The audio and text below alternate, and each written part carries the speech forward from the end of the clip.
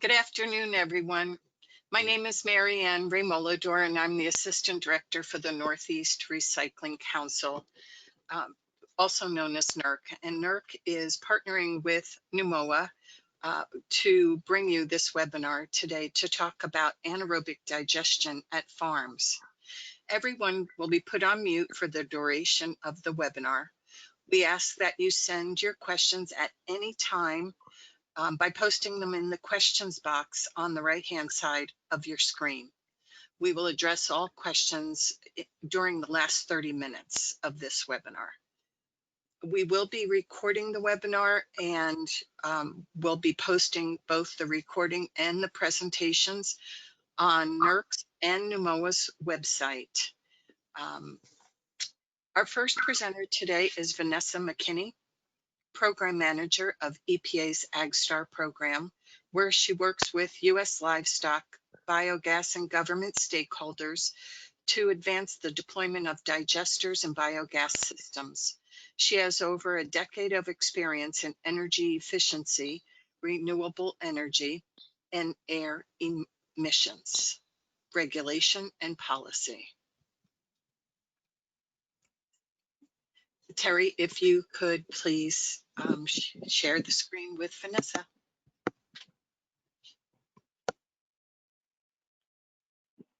Hello, everyone.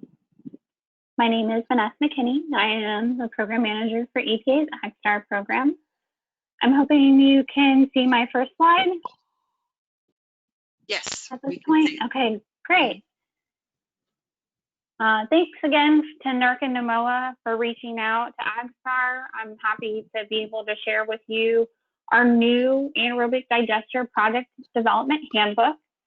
I'll be doing a brief overview of our AgSTAR program, what the project development handbook is and what you can expect to get out of it, as well as some additional resources that our AgSTAR program offers. So AgSTAR is a partnership program that began in the early 90s. We have a goal to reduce methane emissions from on-farm manure management. We are a voluntary program.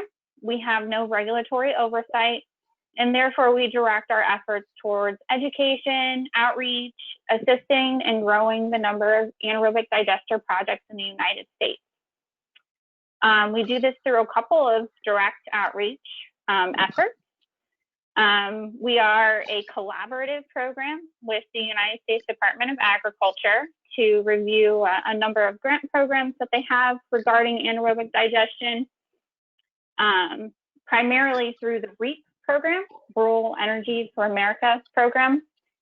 And we work with them to evaluate new digester projects that are being developed all across the United States. So first, we work to promote research in anaerobic digestion, letting stakeholders from government, nonprofits, farms, project developers understand and realize what the economic and environmental benefits are to utilizing anaerobic digestion as a manure management technique. Like I said, we're a voluntary program. We also have AgSTAR partners, which are nonprofits, state and local governments, and university stakeholders, primarily from our land grant universities that engage with cooperative extensions across the country to share the information about those benefits that anaerobic digestion offers. And then we also collect a lot of information on the projects that are going on across the United States with anaerobic digestion, and share that information openly to hopefully enable and grow the implementation of on-farm anaerobic digester projects across the United States. So the primary meat of my presentation is about our brand new anaerobic digester handbook. This document was published earlier this spring, and it's a comprehensive compilation of the latest knowledge and industry best practices for developing and implementing anaerobic digester systems. The document is over 100 pages of information.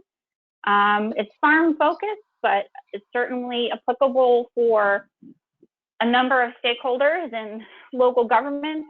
I've seen from the attendees list that was shared with us that we have a number of state and local government representatives that are on the line today that are really interested in knowing how these systems work. So, this document is for you as well. And our goal is to ensure that anaerobic digester projects that are developed really have a sound framework for long-term project success.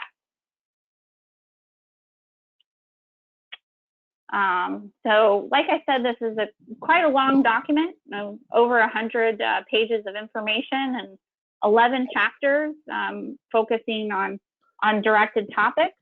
I've reviewed a few questions that folks had, a couple had ahead of the call, and many folks asked about food waste digestion issues. And I can assure you that this topic is touched on many areas in the document, primarily in the digester feedstock category chapter. And it really is a lovely document that provides information and links to different sections in the document. It's a PDF file that will help you explore certain topics that you're interested in within the document itself, but then also lists to outside sources for more in-depth information. Briefly, we did have a in-depth webinar on the Project Development Handbook back on May 27th. So I would invite you to visit our website and take a deep dive into that webinar. It's in the process of being posted to epa.gov/AgSTAR this very day, so that should be live for you. You can also interact with the AgSTAR program and ask any questions that you might have on this document or other items by visiting our website. So our Project Development Handbook starts off with what we like to call our 10 key steps to digester success. And number one is you need to have a plan for your success. What is it that you want out of your project? What are your goals? What are some risks in the area? And develop a baseline inventory for farm or food waste in your area that maybe you are interested in co-digestion. What do you want out of the project? Are you interested in reducing your electric bill? Do you want to produce renewable natural gas? These are all sort of piecewise steps that you can take in step one to ensure that your AD project meets a range of needs for you. Since anaerobic digester projects have very complex needs, they're mechanical systems, they're chemical systems, they're biological systems, it's great to have a good baseline inventory of what you want from your project and why, so that you can move forward and work with developing an effective plan moving forward. Step two is to recruit an experienced and objective implementation team. Like I mentioned, these projects are very integrated with lots of different needs, depending on what you do on your farm, what kind of waste maybe you are taking in for co-digestion, and all parts and pieces of your anaerobic digester have to work together seamlessly and handling the demands of your facility. There are hundreds of example projects across the United States that we have in our AgSTAR project database. So it's really important to see the range of projects that are being carried out in the US and compare those projects that are in existence, how they're operating, and how maybe perhaps they are applicable to your facility so that you can have a very clear vision and goals moving forward for success. Third, we want to follow a sustainable business model. Your project should not only be cost effective, but it should meet financial goals. There are a number of economic factors, which include defining your project costs, expenses, revenue, income, and liability. Your personal goals for the project's liquidity and profitability are dependent upon a number of factors. Your business model should consider involving outside partners, perhaps utilizing third-party investors, which we'll be hearing from our other speakers later on the call after me today, that embody these types of new partnerships that are emerging in the anaerobic digester marketplace. So step 4.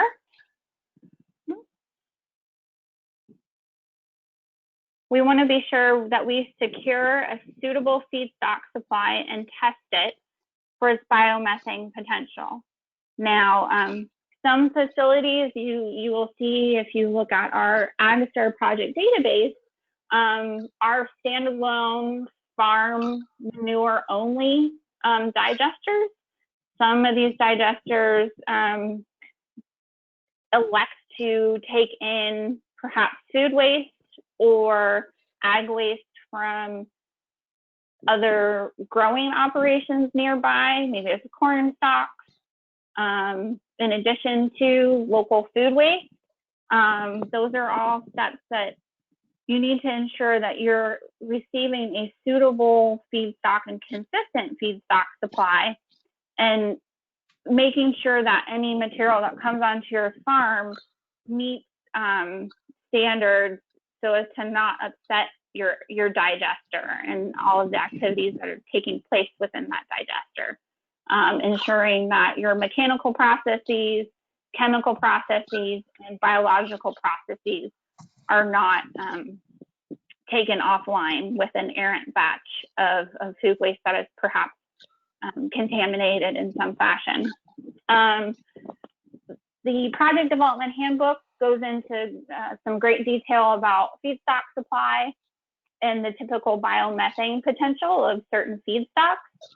Anaerobic digesters using manure, particularly cattle manure, they have a very baseline biomethane potential. It's not off the charts, but it is a continuous and steady supply that provides a consistent material from which to grow and maybe accept other items if you choose to do so.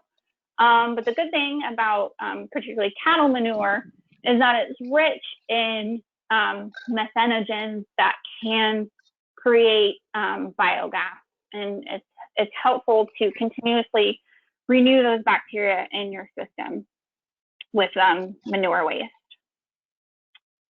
So for 5, you want to ensure that you use the most appropriate technology to match what feedstocks are using and what your output goals are for digesting.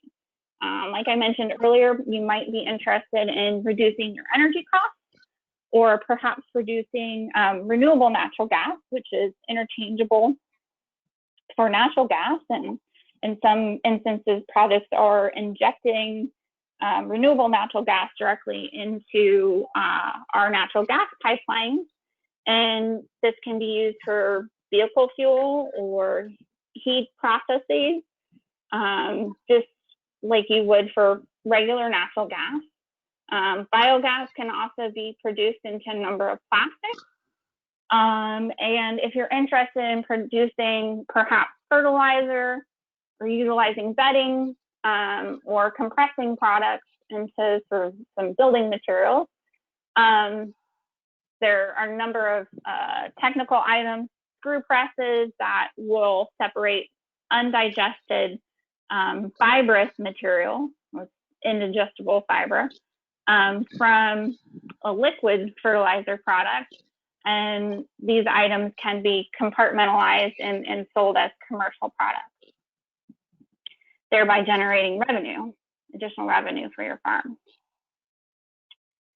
So for steps 6 and 7, as much as you want to ensure a steady stream of feedstock, be it manure or co-digested food waste coming into your project, from step 4, you want to ensure that if your intention is to produce sellable products from biogas and digestate, that you have offtake agreements in place to ensure those products make it to market. Whether it's RNG or electricity, a utility has to be aware of your project scope, capabilities, and be able to accept the energy that you will produce. If you are looking to produce consumable products from the AD unit digestate, you are also ensuring that those secondary or finished products make it into the hands that need it on a continuous basis. Anaerobic digester units are continually operating. So you want to be ensured, make sure that those products make it off the farm facility and therefore maximize your revenue stream.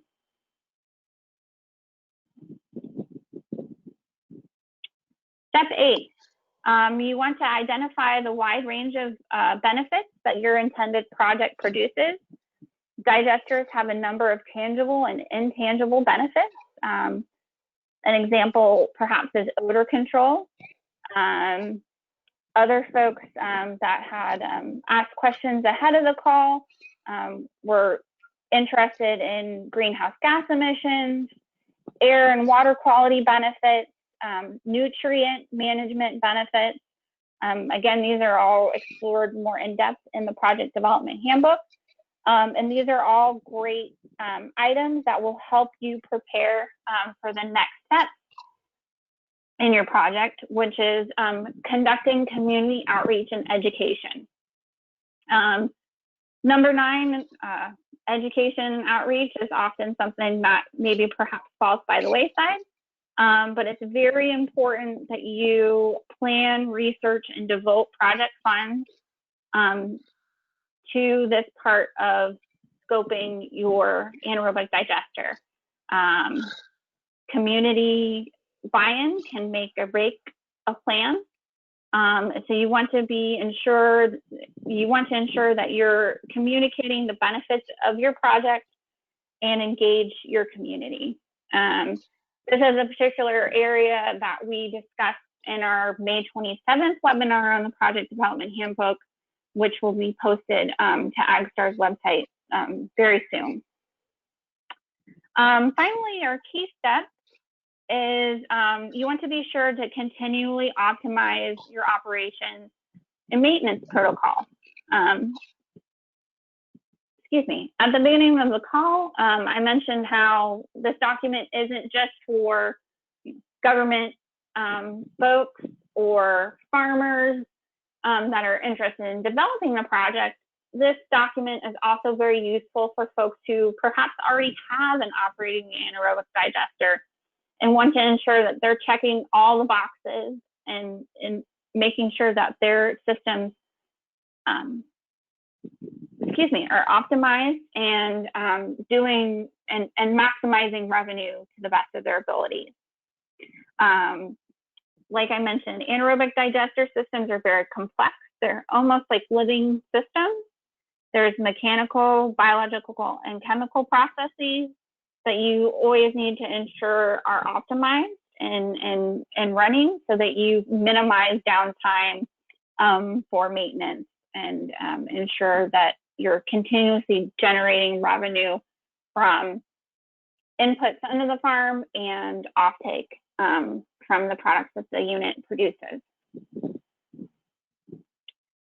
So I'd like to invite everyone to visit our website. Like I've mentioned a couple of times during my presentation, we have lots of great resources. The webinar is being posted today that goes more in depth into certain topics of the project development handbook. We also have a number of in-depth project profiles, which are really case studies. And our farm that we're featuring later on in this presentation, Barway Farm, we have a project profile of their operations and how they utilize their anaerobic digestion system.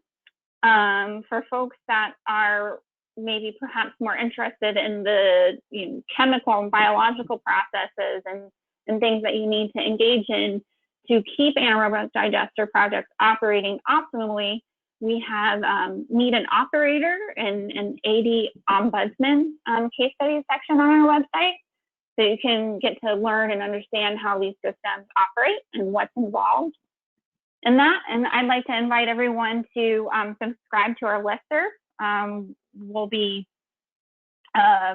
actually providing a message through our listserv, I think next week, where we'll be sharing some more information about additional training, webinars, and reports that not only the AgSTAR program at EPA has worked on, but our sister programs in our landfill methane outreach program, where we talk about RNG, specifically the renewable natural gas that can be used interchangeably with natural gas, and the incentives that are available for that particular end-use product. We also are going to be putting out later this year an anaerobic digester operator guidebook, which really goes in depth into the chemical, mechanical, and biological processes that are happening within an anaerobic digester unit and how you continue to optimize those systems as an operator. So with that, I'll end there. Please visit our website, epa.gov/AgSTAR. You feel free to reach out to me directly, my email there. We also have a question section on our website, so feel free to ask questions now in the chat box or at any point in the future by reaching out to contact us. So with that, I will turn it back over to Nurk and Namoa. Thanks. Thank you, Vanessa. Our next speaker, that was a wonderful overview of the handbook. A lot of questions are coming in. We will get to them at the end of the webinar. The question that's come up that we've talked about already, but I want to say it is again, that the webinar recording and presentations will be available on NERC's and NUMOA's website after the webinar. I'll be posting those presentations today, and the recording will come after. Next, we have Peter Melnick. Peter is the owner of Barway Farm in Deerfield, Mass. And Peter will be talking about his experience with having an anaerobic digester on his farm. Peter, your presentation is up. Let me just make sure that you and Terry, I am not seeing. If you can unmute Peter. Peter's unmuted. You need to start the slideshow, Marianne? Yes, I am working on that. Thank you. Okay. Are we ready? Yes, are we up, Marianne? Yes, Peter, we are. Okay. Well, thank you for inviting me to speak today. Wonderful presentation by Vanessa. If I had had that 100-page handbook in 2010, I probably could have saved about 3 years of my life.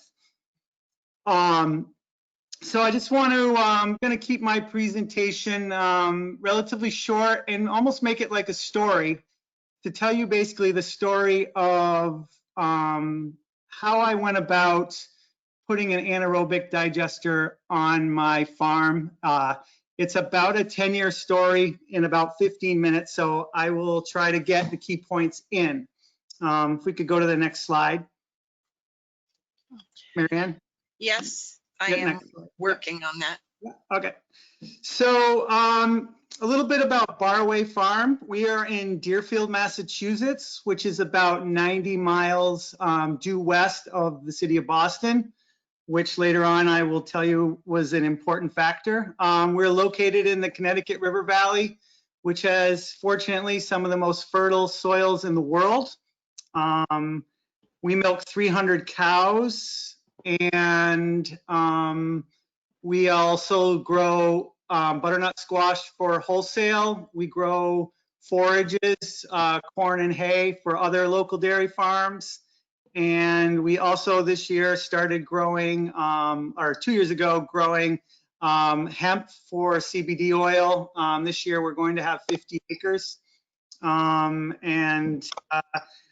We started operating our digester in 2016. This picture is of my father, myself, and my son, the third, fourth, and fifth generations. Our farm celebrated its 100th year last year. How does a farm last 100 years? Sometimes I ask myself that when I have to get up real early in the morning. But I think one of the most important pieces of advice that I've received over the years that has helped our farm carry on is my grandfather told me that you need to use all the assets that you have. And when I came back to the farm in the 90s, I looked at what we were doing, and one thing became very obvious to me is that we were underutilizing our manure. There had to be more value in it. At the time, there was very few digesters. I had seen one in Vermont that was running. It was very primitive. It was not really anything that I was interested in. But in 2010, a developer came to my farm, and he reached out to lots of dairy farms in Massachusetts, and he had this great idea that we could all collaboratively form a co-op and run digesters on our farm and take food waste from the city of Boston. And I was really excited about it. We ended up forming a company called Green Energy, and we actually built a farm on-farm digester, 150 kilowatt system in Rutland, Mass. And our hopes was to build 5 of them.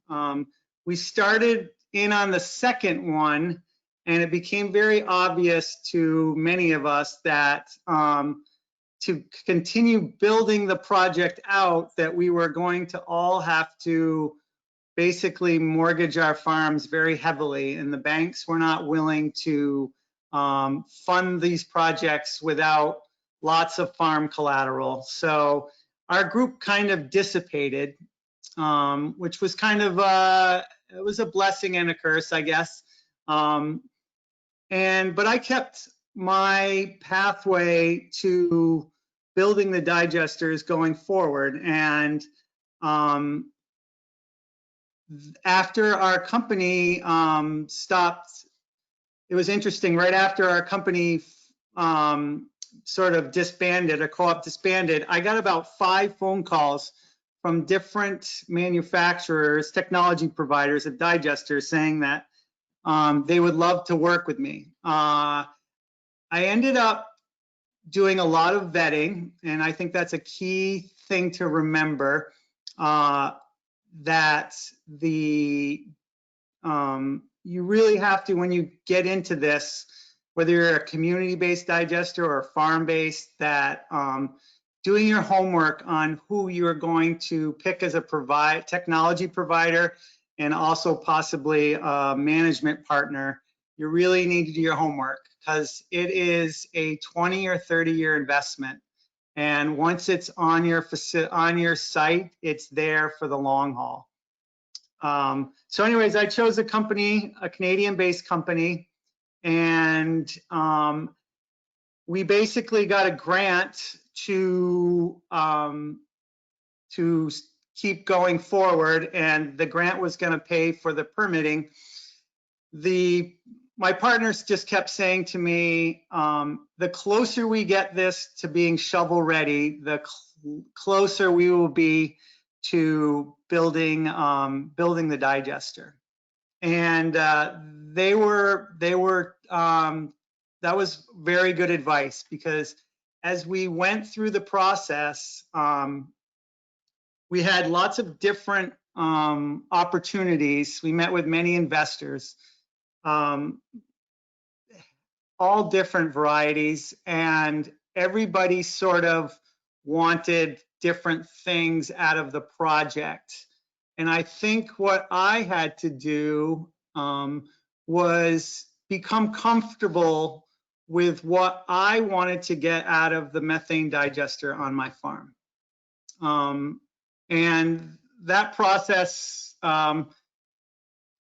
took a little while to realize. I realized from the beginning, and I think this is really important, that for a 300 cow dairy farm to try to capitalize a $1, $2, $3, $6, $8, $10 million project is almost impossible unless your farm has a large cash holding that most farms don't have. So I really wasn't willing to basically bet the farm, so to speak, on methane digestion, especially with its track record. So I really had to come to the realization that I wasn't necessarily going to own the digester by myself. And in our co-op model, I had kind of gotten used to that. But I also didn't like the model, not to say that it's not for other people, of getting a venture capitalist or somebody who really just wants to get the tax break by putting a large chunk of money in the beginning and then basically probably bailing on the project in years 3 to 7. And then basically I would have to go out and remortgage the digester for another 8 years, 8 to 10 years, which would put me somewhere at about 15 years, 10 to 15 years before I owned the digester and was getting all the benefits myself. So what happened is that I was designing a 500 kilowatt system, and the permitting was daunting, to say the least. There was not all the guidance that there is now. The state of Massachusetts had only done one other digester at the time. They were very proactive to AD, but they were very inexperienced, so we all worked together. But it definitely took a lot of twisting, turning, a lot of time. Sometimes there was some roadblocks that seemed insurmountable, but we kept pushing through. Having a good partner who is adept in the permitting process is very, very important. I worked with CH4 out of Canada, and they had some wonderful staff who spent a lot more time on it than myself as a farmer could have, unless I decided not to milk cows every day. I don't think I could have done it on my own without hurting my other business. So anyways, we got the project just about ready to go. The interconnection with the power company is a very, very lengthy and expensive and challenging part of the project. We've got just about there, and at the same time, as we were about ready to, we really were ready to start building once we got some funding. My old developer of A-Green Energy had teamed up with Vanguard Renewables, and Vanguard came forward and basically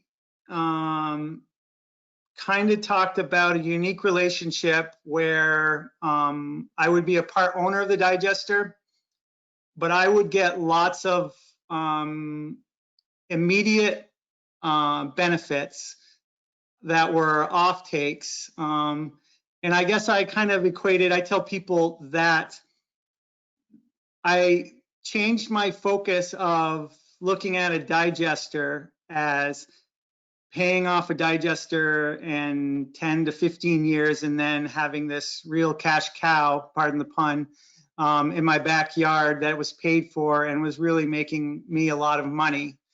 Call that the home run scenario, to being a partner with somebody else, Vanguard in this case, and hitting lots of singles every day, but still scoring runs and still benefiting my farm, making my farm more environmentally sustainable, but also very much so financially sustainable.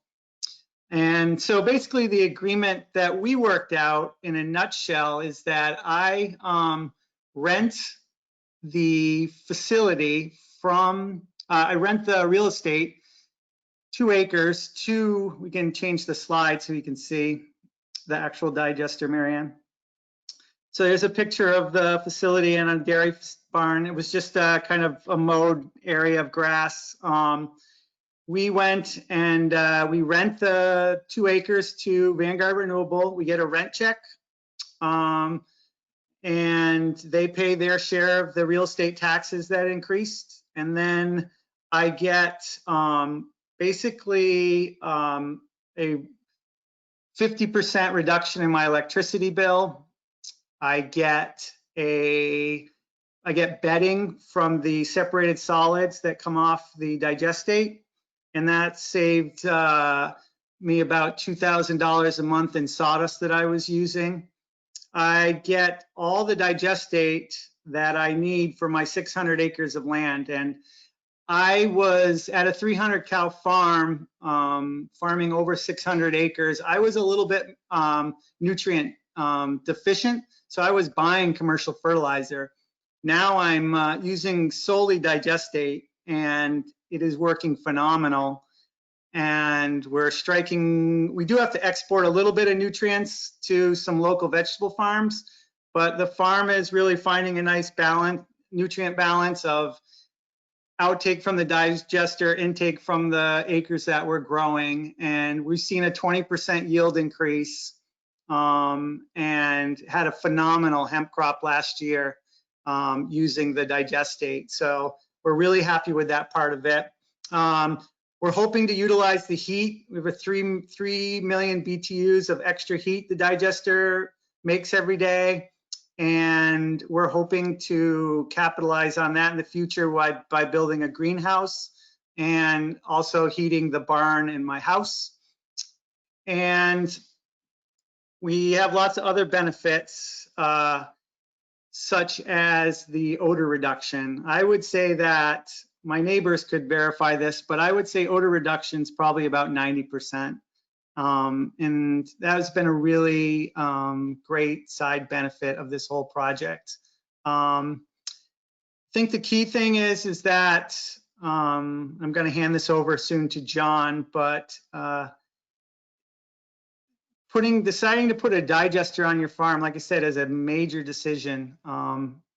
And it's a 20 or 30 year one, and really doing your homework, taking your time, seeing if the digester fits your farm. We take food waste from Boston. Without that food waste, my project would not be feasible with 300 cows and manure only. It would not pay for itself. And I really stuck, I did not want any source separated organics happening on my farm. All the, could you move the slide forward, please? One more. So all the food waste comes in on trucks like this, all enclosed, some dump trailers as well, but there's no garbage anywhere in our site. They come in, they hook up hoses, offload, very clean, odorless as much as possible. We try to be really good neighbors. We try to keep our facility in tip-top shape, and Vanguard has the same, shares the same outlook as we do. I will hand this over to John now, but I will say one thing that is really, really key to this, and it continues to be even as the project goes on, and will for the next 25 years, is that finding a provider, I mean, a management firm that understands that just isn't there to make money, but understands that the farm has to benefit as well, is really important. John's been a man of his word. Things can be difficult at times. We've had our share of challenges. I don't want to paint a rosy picture.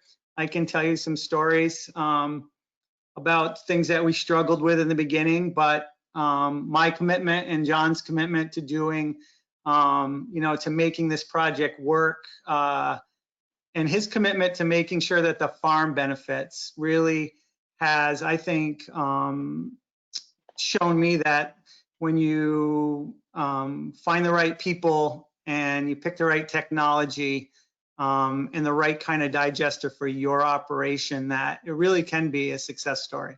So with that, I will hand it over to John. Thank you, Peter. It's so good to hear a farmer's perspective on this topic, and your example is just a wonderful one.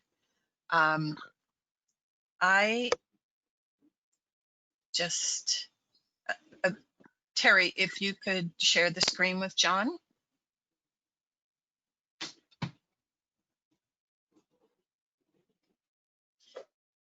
Sounds good. Can everyone see the screen?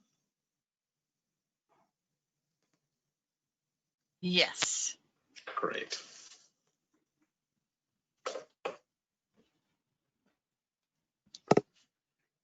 So good afternoon, everyone. I'm John Hanselman. I'm partners with Peter Melnick and a series of other farmers pursuing anaerobic digestion in networked farms across the United States. I agree with Peter. I wish Vanessa's handbook had been out 7 or 8 years ago when we started this adventure. I think it would have made our lives significantly easier. But I'd love to go through today and just talk about our process, how we I think tried to find and follow some of those 10 keys to success, and the times that it worked and the times that it didn't, and hopefully give some insights in terms of how to make farm-based anaerobic digestion work, and how to actually feel the wonderful beneficial impacts that Peter was talking about in other farms around the U.S. I'm often asked and constantly teased by my kids about how did a nice renewable energy guy get so involved in cow manure and food waste. I think the answer was that probably about 10 years ago, I recognized that there are so many issues around the food supply chain, and that understanding those impacts of the food supply chain can be either entirely detrimental to our health and our environment, or something that becomes really beneficial.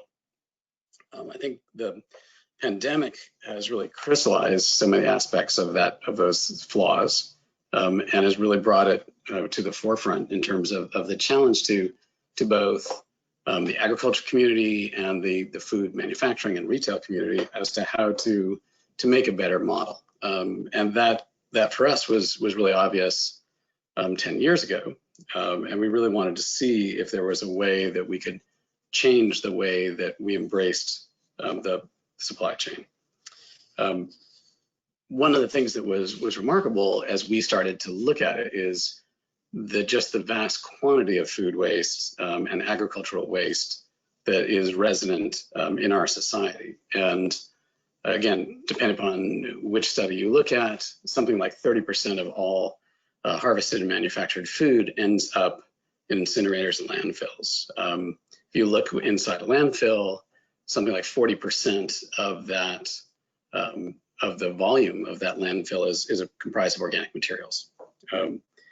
That material ending up in landfill or incinerator is going to end up, really being converted into harmful greenhouse gases and or noxious liquids that then end up degrading our rivers and streams. And unfortunately, that's true across most of the United States.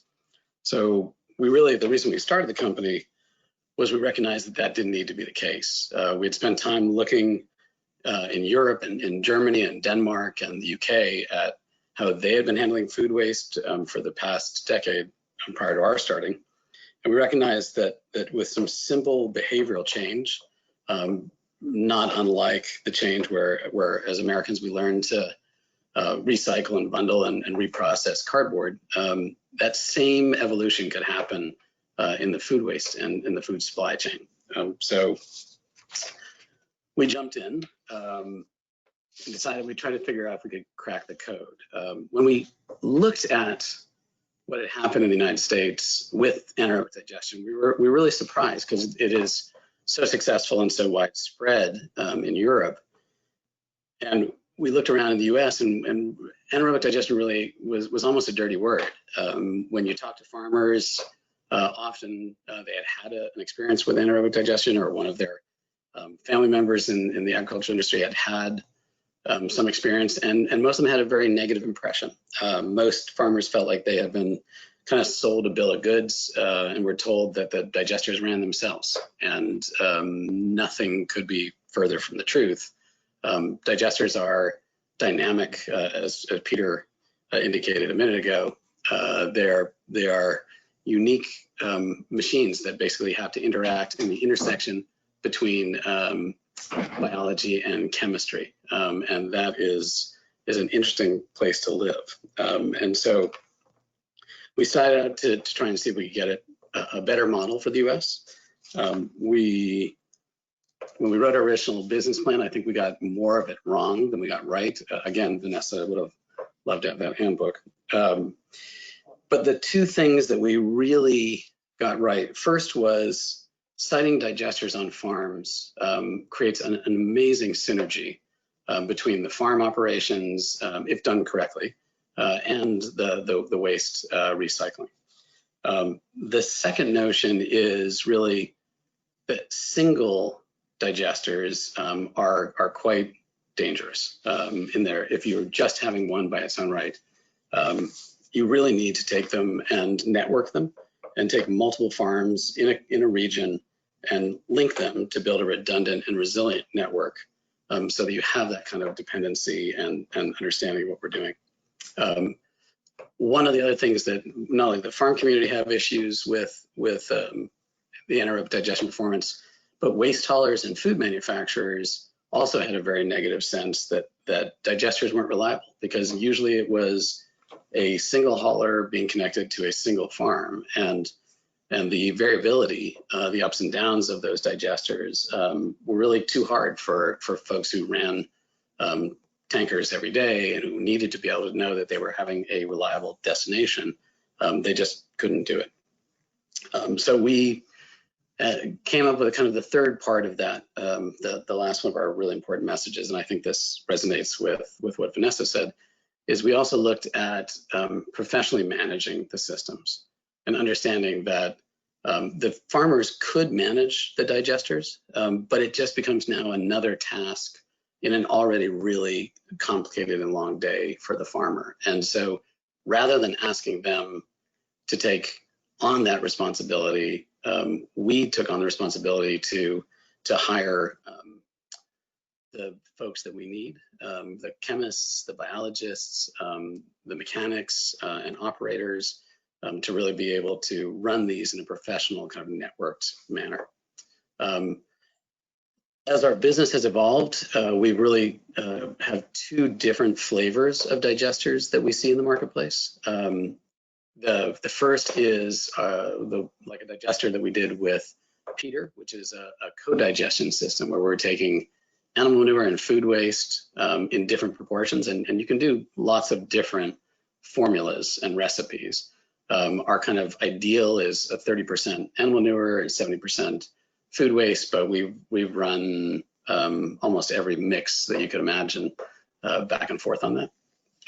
Those systems are usually best run on a kind of 200 to 2,500 milking head operation.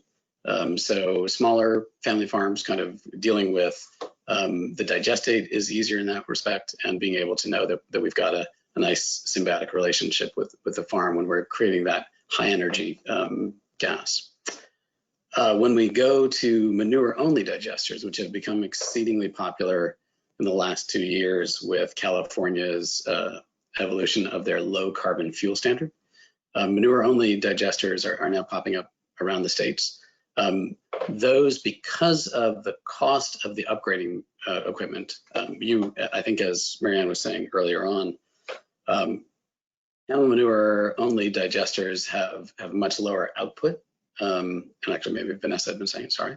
So you need to aggregate a whole lot more manure to create the renewable natural gas, but to be able to offset the very, very expensive cost of the gas upgraders, which is the systems that clean the gas to the quality standard that allows you to import it into the natural gas pipeline. You need to have a lot more cows resident there. So we actually in 2019 partnered up with the good folks at Dominion Energy to go out and build a lot of those systems across the US. What's amazing to us and where we saw the great opportunity is understanding that there are lots of places that food waste can go, but really compost and anaerobic digestion are the two places, and I'm sorry, let me roll back. The first and foremost destination for all food waste, if it is possible, is for human or animal consumption. So that's the place where I think EPA has said, and we fully agree, your greatest benefit is being able to get the food back to folks who might be in a food insecurity standpoint or are looking for those nutrients and proteins back in the community.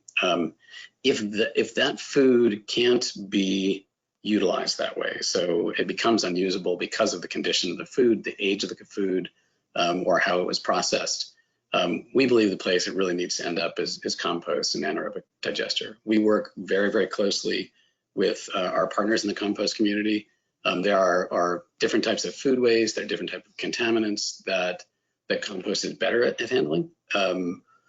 There is more than enough food waste resident in every community to fully fill fleets of anaerobic digesters, great compost facilities, and get food back into the hands of people in need. That's not the challenge.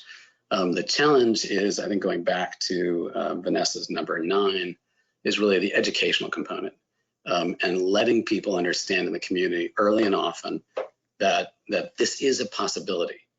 Food waste, I think, for most folks, I think one of the things that Peter and I both comment on is we've never had a single person. We've given hundreds, maybe thousands of tours over the last 8 years on our digesters. And I can honestly say I've never had a single person who said, we're not that interested. What we hear every single time is people saying, wow, I had no idea we could do that. I had no idea I could take my food waste and make renewable energy. And so for us, really getting that message out is a big part of it. We work very closely with our regulatory communities, partners. In many places we go to, we're the first digesters or the first large-scale digesters that they've seen. And so letting them understand on the regulatory side, what to expect, how the process runs, is super important. But equally important is starting to educate Americans as to the closed loop nature of food waste recycling. And I think that's something that is more and more important and more meaningful these days as everyone's kind of looking at food and trying to figure out where it comes from to create transparency in how it's produced and transparency in how it is disposed of. And I think food recycling can be applied to virtually any food that's in the marketplace. You do have to, as we have, kind of build a vertically integrated model where you can take food out of packaging, you can take food and remove it from contaminants, other contaminants, and get it to the farms. But if you can do that, this loop is so incredibly compelling and powerful. What we see over and over again is food is produced in the agricultural industry. It's sent to the manufacturing industry. There is waste at the farm. So for us, in working with the dairy community, you're seeing all that manure, which has been a real odor problem for folks. There may be some nutrient issues around that in terms of phosphorus and nitrogen getting back into the watershed. That can all go into the digester. we can and are currently in Vermont actually tuning the digestate to look and remove phosphorus and be able to have a better and actually upgrade the quality of the watershed. When it goes off to the manufacturer, what you're seeing there is there's lots of process waste, there's expired product, there's wash water. All of that was getting dumped down into the drains and ending up in wastewater treatment plants, where it's a challenge for the wastewater treatment plant. It gets cross-contaminated with human waste and ends up having to either be land applied or discharged into the watershed. Neither of those, I think, have the power of what we can do with it if we can keep it on farm. We take that manufacturer's waste, we take that back to the farm, we give them, we create the energy from it. We send that energy back to the manufacturer. We can send it to the consumer, either through retail locations or in households, as we're doing. We have a new project coming up in Vermont where the local utility, Vermont Gas Services, has created an opt-in program where any one of their customers can actually choose to have between 5 and 100% of their energy that's delivered to their home from renewable natural gas. And to us, that is kind of a beacon of hope in terms of a new model for the natural gas system and a way to decarbonize the natural gas loop without having to invest millions of dollars and take years and years of work. This is something that can happen immediately and have really compelling impact on the entire carbon cycle. Again, Peter talked about how we work, and just a brief sense of what we do. So we take food waste and cow manure, and we bring it onto the farm.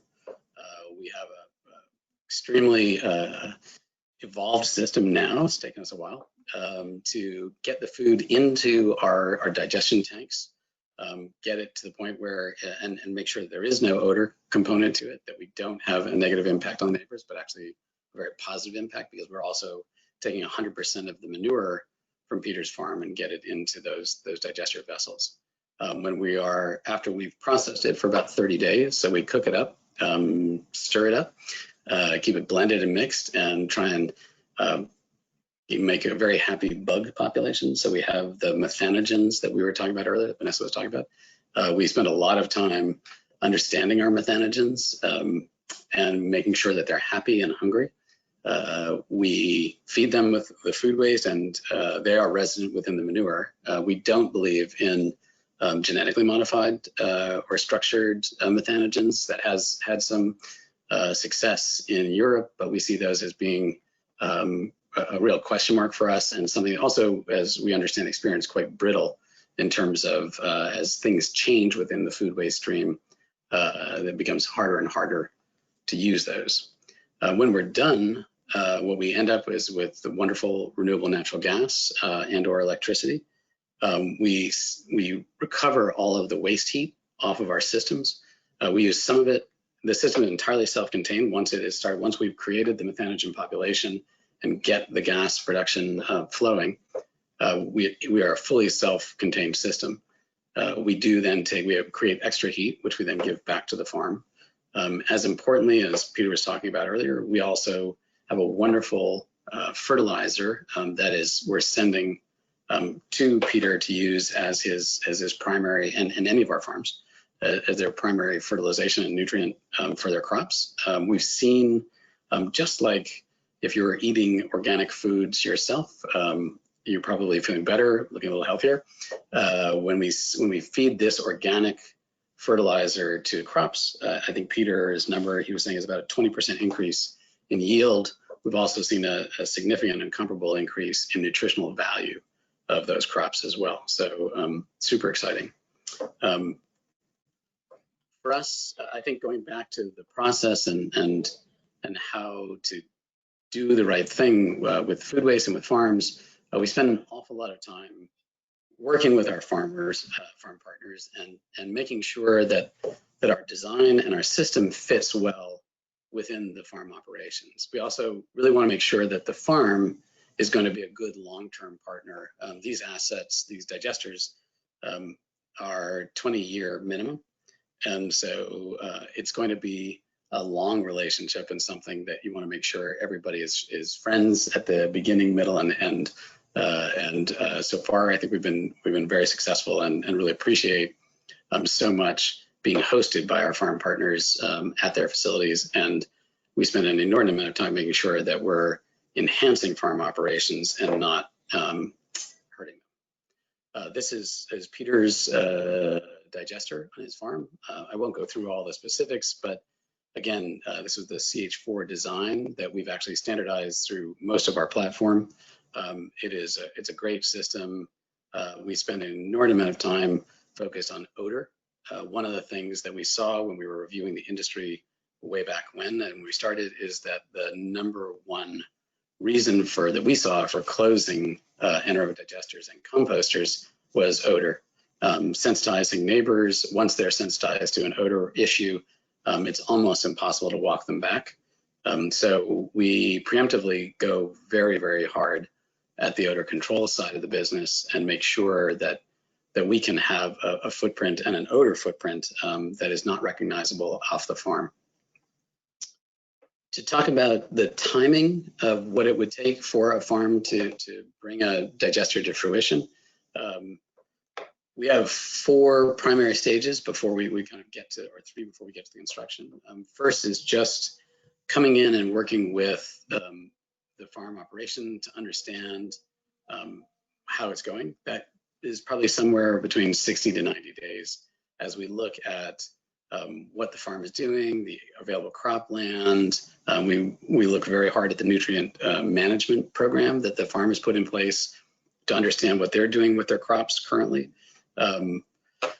We also look at the interconnection status, so how close is electric or gas infrastructure if we want to, because our primary goal is to export that energy out of the farm, out to the grid, and get into the hands of people who can use it. Once we've done the due diligence and agreed that this is a good fit, we'll go into the design. There, again, looking at the sizing of the system, looking at how we can deal with the effluent. We also, in the diligence part, I've been looking at all of the food waste area and what's happening in the surrounding community. Once we have the design in place, we go into the permitting process. We probably have already reached out before we start design to the folks in the regulatory community to just give them a heads up as to what we're doing and usually bring them to our existing systems, try and show them what we have done historically, and then raise that comfort level that there is a model around which we've now standardized and built our operating system. And that's very, very helpful in getting through the permitting, especially when you're going into a community that hasn't had a history with digesters. There's a lot of different messaging around digesters, and being able to show working examples that are embraced by the farm and embraced by the neighbors is something that's absolutely critical. I didn't put a timing on how long that takes because, again, it was very, very much state to state dependent. Everyone has got a different, I think we're now in our permitting in our 7th state in the US, and we have never done it the same way twice. So it's always a little challenging, but something that once we've had our first farm through the process, it really starts to pick up speed, and then we can bring that project to the farm faster and faster each time. Once we've gotten through all that process, the good news is the construction is fairly short. So it's about 8 months for us to put it all in place. During the last couple of months, we start charging the system with manure and with food waste, and we always hope to produce gas or electricity within 60 to 90 days after construction completion. So fairly compact time frame. It might seem long to those who really want to have a digester on their farm today, but in comparison, I guess this is just the benefit of having doing this for a while. It used to take us a whole lot longer, but now I think we have the chance to really be able to move very efficiently through the system. One of the things that that Peter talked about a minute ago, and certainly something that has been a big part of our operation and our methodology, is that all these different component pieces that are really difficult for the farm to do, the mechanical operations, the feedstock procurement, the system biology and chemistry, and the energy offtake, so the selling of that energy. This is all stuff that we think really is best suited for a professional management team. And we've spent an awful lot of time and energy to make sure that we can offer all of that to any farm and take that responsibility off the table for the farm, because especially on the feedstock procurement, we found out over time, as we're doing with food waste, not as much with manure, but that feedstock procurement is really quite challenging and requires lots and lots of attention, and it's a consistent updating and upgrading of that feedstock flow and making sure that you've got a good handle on it. If we do it all John, correctly. could I ask you to wrap it up so that we have time for Q&A? I think this is the last slide. Okay, great. I guess I won't go through in detail the benefits, but obviously the thing that we're really looking for is getting farms and communities together as a resource for that recycling of food waste. And I'll skip the takeaways. I think they've all been pretty evident. Okay, thank you, John. It's great to have you close the loop on this subject in a sense, because we've heard of resource to help with people who are interested in AD, and then Peter's perspective as a farmer and actually having it on his site, and then you as the company that manages that facility. Really brings it full circle. I would like to now switch to a Q&A period, and I would like to introduce Terry Berg of NUMOA. She's the executive director of NUMOA, and Terry will be leading our Q&A. Thank you, Mary Ann. Great presentations. This was really interesting. Our first question is, I think, for you, Vanessa. For single farm projects, what's the effective minimum size for a digester? Also, maybe John, you can comment on this. Vanessa, you need to mute yourself. Go ahead. Yeah, so typically we talk about an AgSTAR as a standard of a minimum of 500 cows. It would be a very small anaerobic digester, or 2,000 swine. And then you can get into certain details about, are you accepting off-site waste from perhaps other farms and their manure, or co-digesting other farm waste, like I mentioned, corn stalks, as a potential feed, but those tend to be low in biogas potential. And then of course food waste, which can vary considerably in its biogas potential. But like we were talking about in my presentation, John referenced as well, these are mechanical and chemical processes. So the type of waste that you'll take in is very dependent on what system you select, and vice versa. And I kind of related to, our own human digestion system. We have mechanical, chemical, and biological processes that take place, and we get a whole lot of energy from fats, oils, and greases. Ice cream is really delicious, but if we ate ice cream all the time, it would upset our stomach. It's the same thing, if we fed those high biogas potential items to a digester on a daily basis as well. So varies from system to system. Yeah, and I would add in with Vanessa that certainly the lower end, the smaller farms can, if they're doing co-digestion, you can bring it to smaller and smaller farms. I think we actually our smallest, we have one farm that has about 100 milking head.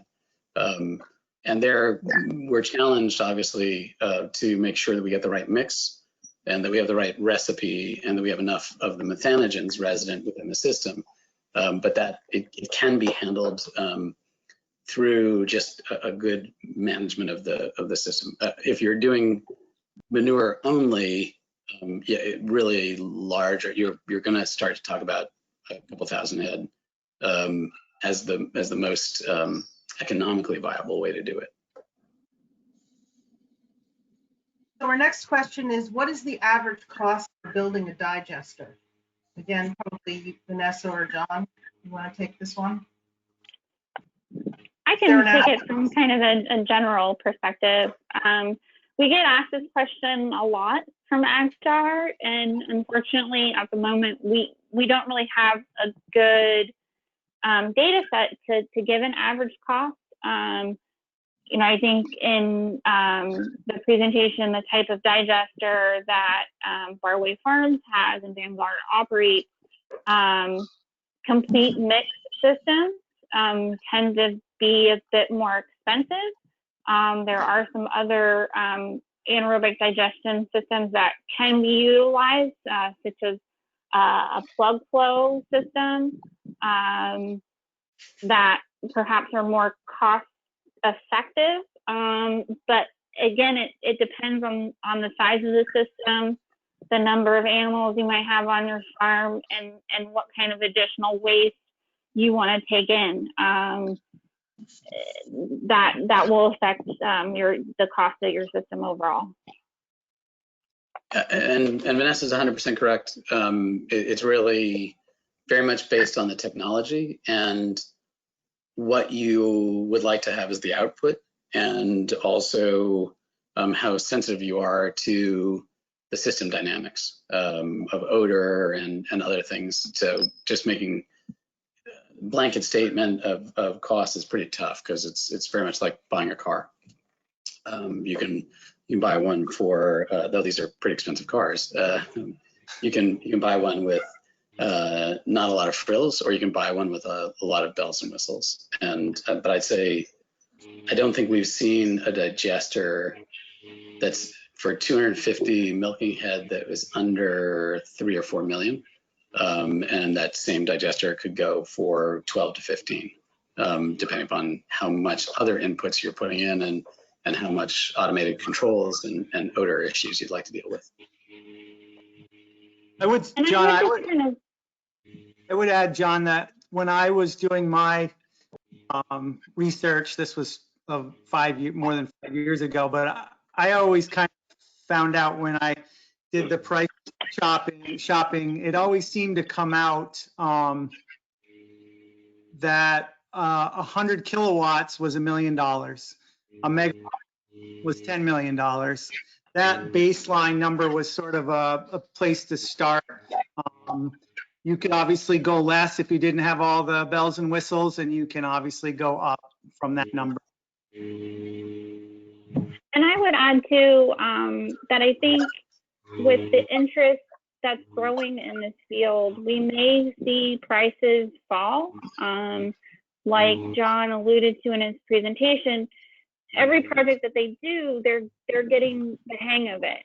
They go to a new state, there's different permitting, things move along faster, and that's always going to make the installation of these systems more efficient. So as folks jump into this marketplace and there's more providers and people are more experienced with these systems, I think that's the benefit that you'll start to see the cost in the market start to fall. Thank you. So we do have a bunch of more questions. This one is maybe a little more complicated. What is being done to control methane fugitive emissions and digest state storage emissions due to incentives that make food waste tipping fees an important revenue source? I have seen uncontrolled releases of methane through relief valves and short HRTs, leading to higher residual methane potential for digestates stored in open storage ponds. Who wants to take that one? It's a really important question. So I think, and this goes back to also the cost structure of the digesters as well, which is there are systems that have fugitive emissions, and I think there's a history of older and or cheaper, and I'm sorry to say that, digesters that do have, and I think that as an industry, that's unacceptable for us. We can't be making a problem worse. You have to making the methane and the greenhouse gas issue much better. So we focus very hard, and we actually monitor methane emissions on every site.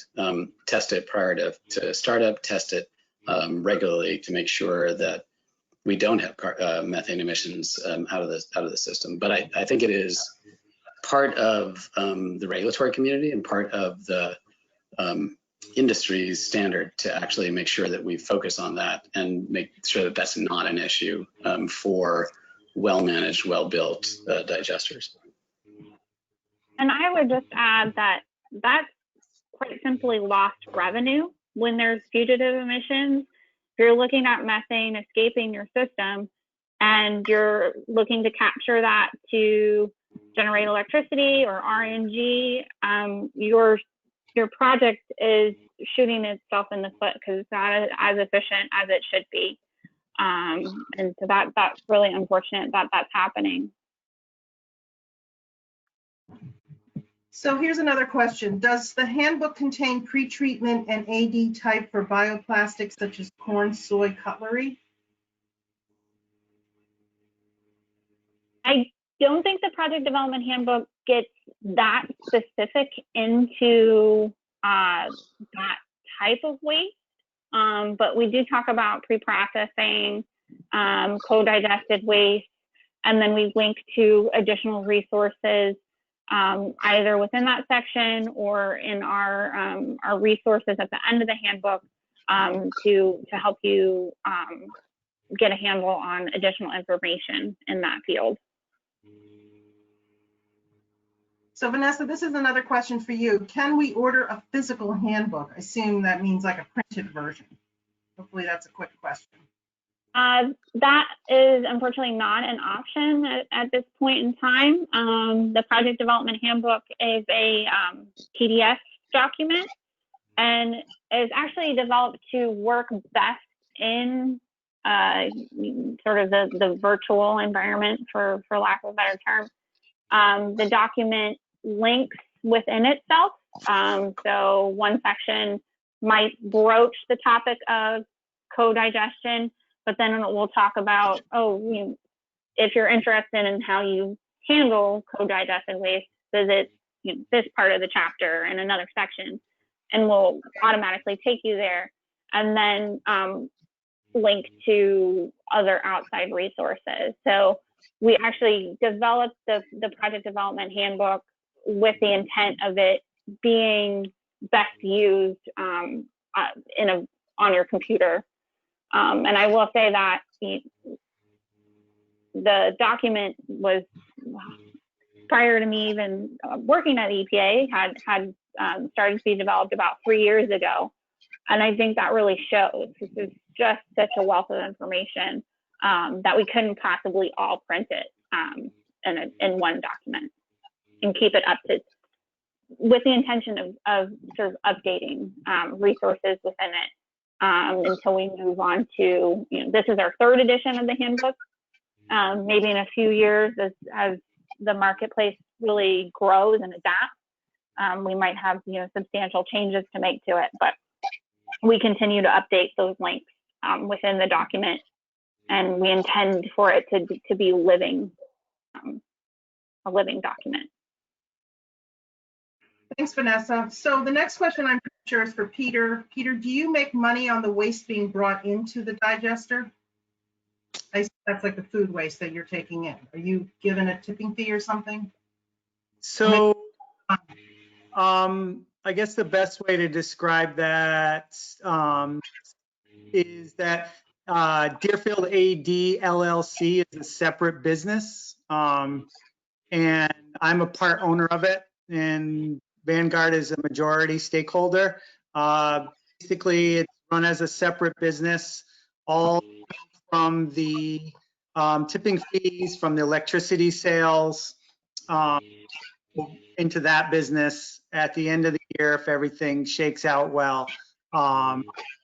I get my dividend. So not directly, but indirectly. Best way to put it. John, did you want to comment on this at all? Sure, yeah. So we do collect tip fees for food waste recycling, and we try and price it so that we are comparable to compost and usually significantly less than going out as solid waste.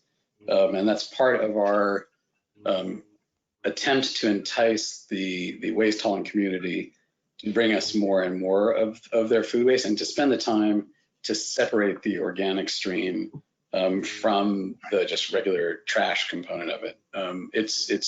We're early days still, but we're definitely trying to be a price conscious alternative for food waste streams. So the couple questions are sort of related. The first one is, have there been disruptions in feedstock flow? And I assume maybe that's under, the conditions of the pandemic. Maybe that's what it's talking about. And what happens when feedstock balance is thrown off? It's a really, really good question. So yes, there have been really significant disruptions in the food waste stream on both sides, both the negative and positive. So there are some feedstocks we're getting a lot more of, and some that have just evaporated.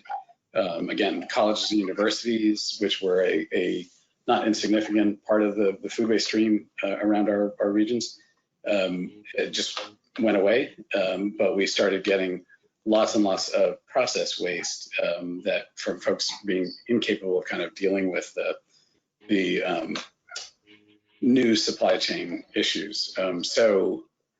What happens when you get a significant change is we do some very serious scrambling.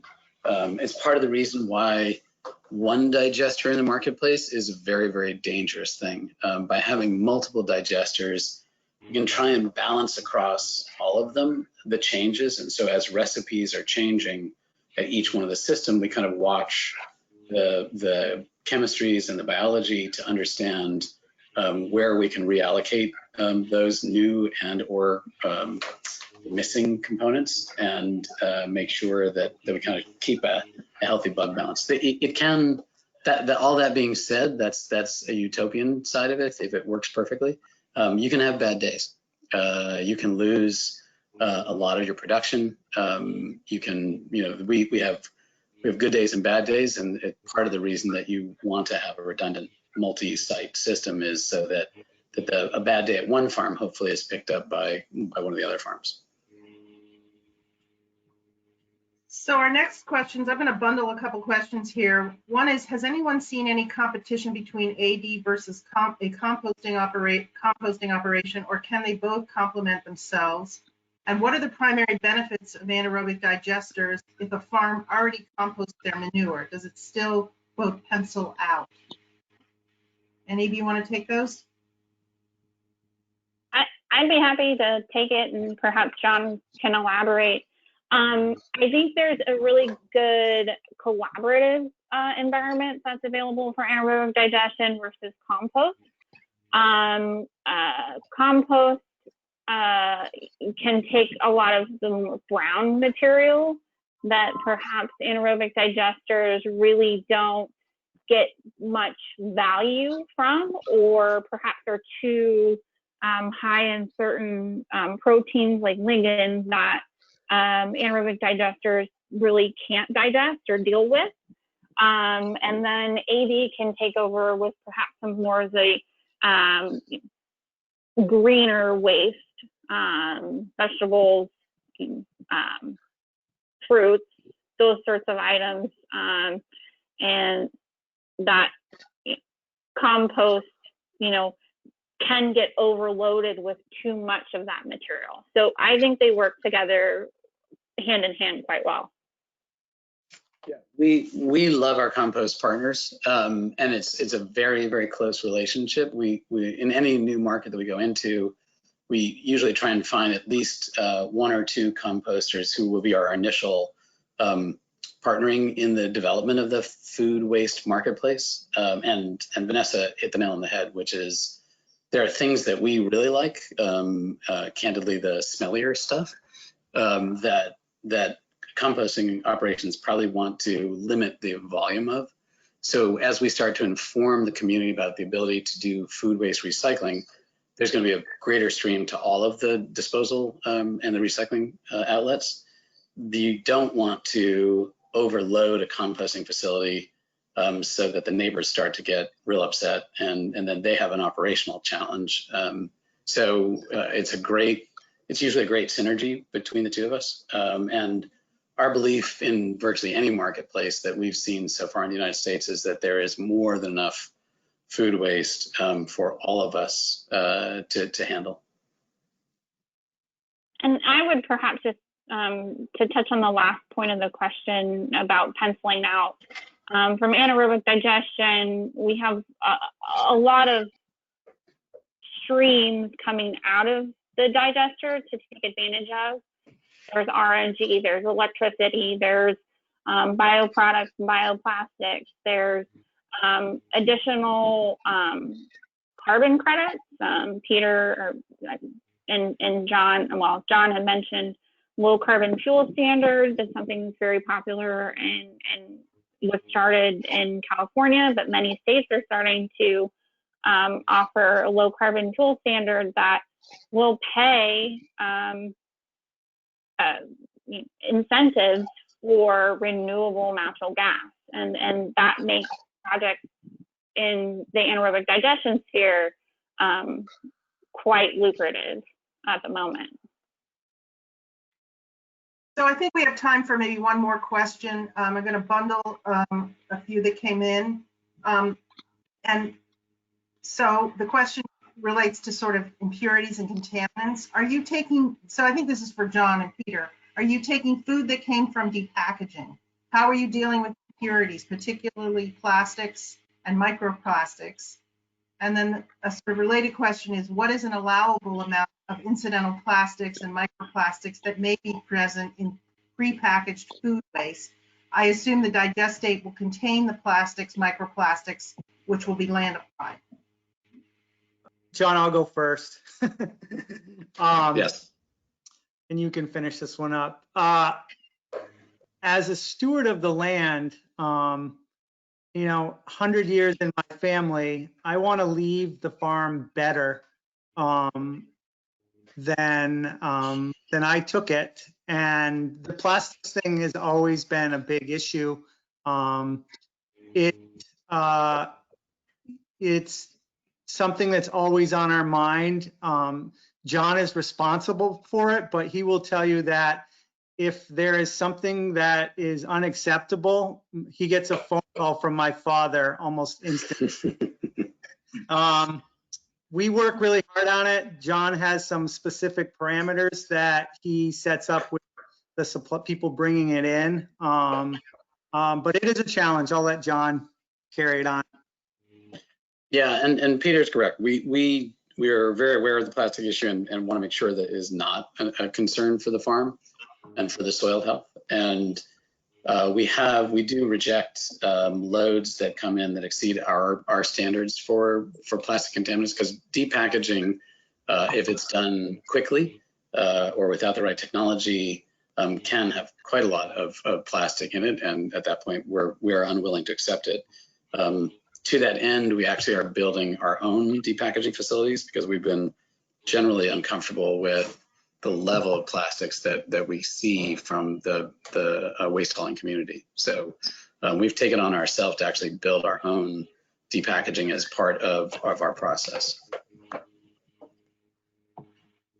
So, Dan, I don't know how you want to handle this, but we still have a lot of questions, and I'm wondering if we can look at those questions after the webinar and see with our speakers if we could do some written answers and post those, because there's still a lot of good questions, Sure. and I want to honor the time frame.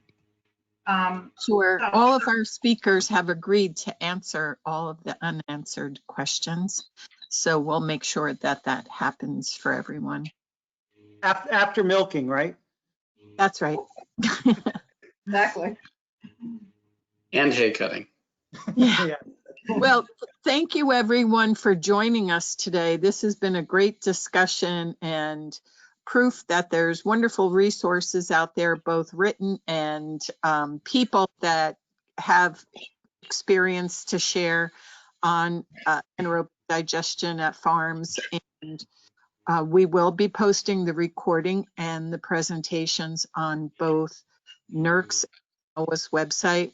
But I thank the speakers. I thank NUMOA for partnering with NERC. I thank all of you who stayed with us for the full time.